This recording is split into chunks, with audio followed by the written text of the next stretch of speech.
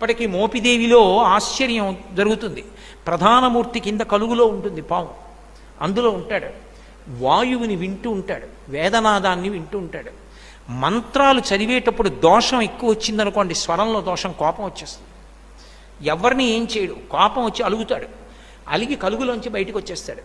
బయటికి వచ్చేసి ఎదురుకుండా తొట్టు ఉంటుంది, అందులోకి పోయి పడుకుంటాడు.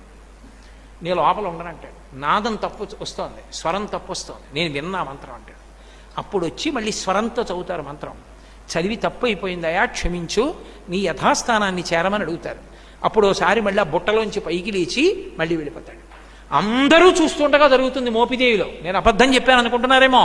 మీరు కావాలంటే అర్చకుల్ని వెళ్ళి అడగండి, కిందే ఉంటుంది కలుగు, అందులోనే పడుకుని ఉంటాడు. అందరూ చూస్తుండగా బయటకు వస్తాడు. స్వరం తప్పినా, అనాచారం ఎక్కువైపోయినా బయటకు వచ్చేసి అలకపాన్ పెక్కి పడుకుంటాడు.